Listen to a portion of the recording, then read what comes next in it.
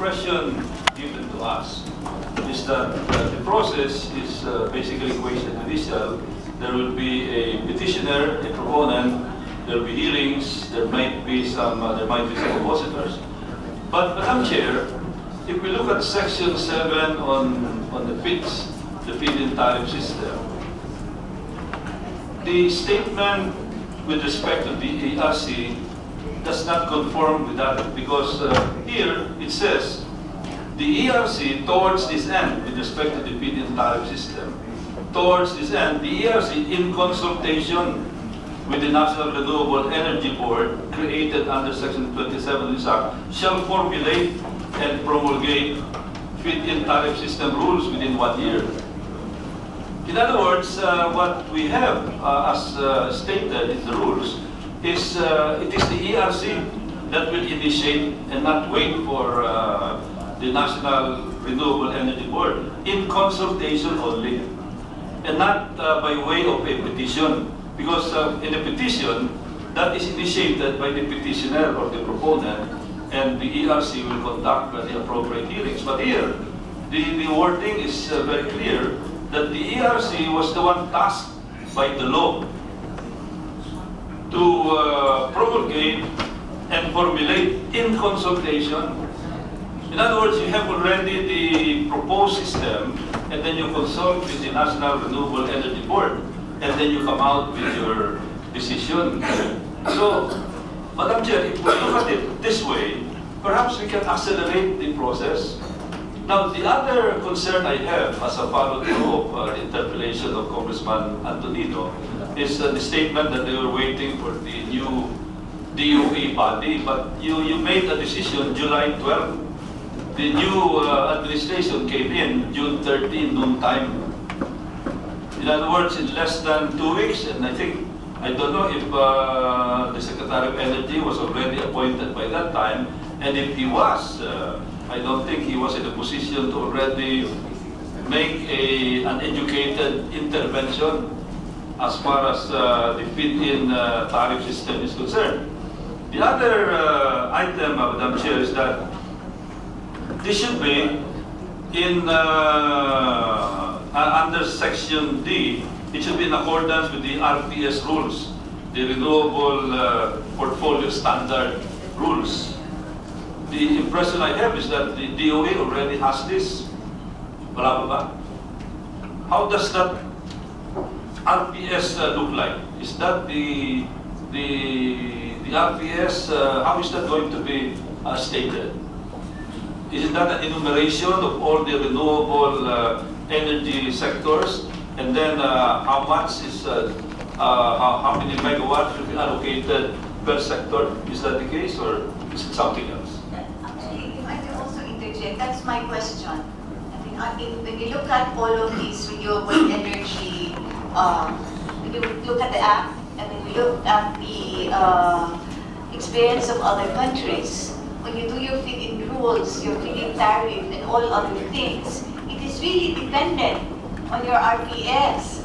So from the very start, early on, I've always been asking what is the status of our renewable portfolio standards, because only then can we be able to formulate and close to effective feed-in tariffs and all of the other things that are here. So what is the status of our RPS, and how do we adjust that we have to feed-in rules or tariff proposal first without clarifying our RPS?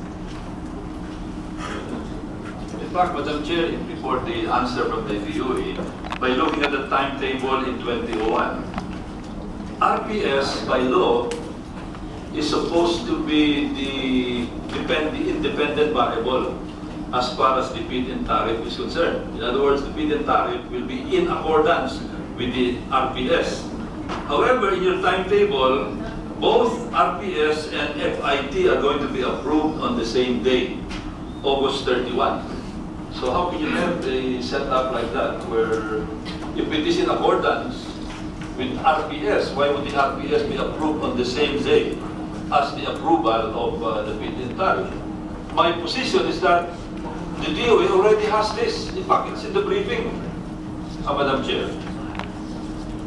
Yeah, but please, Director Marasigan, help us understand what is the status of your RPS, of the RPS, vis-a-vis this consultation or this proposal of the feed-in tariffs. How do we balance? What are the adjustments that are supposed to be made? Please clarify. Thank you very much, Madam Chair. Thank you very much, Honorable Congressman. As for the renewable portfolio standard, we are finalizing the rules and we hope to promulgate it by the end of the month.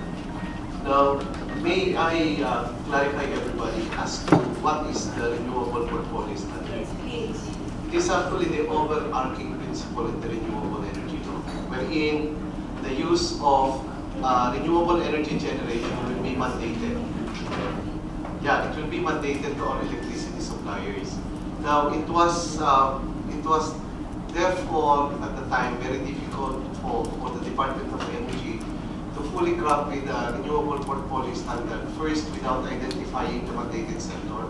Second, identifying what are the generations that will be made available at the exact time that the mandate happens.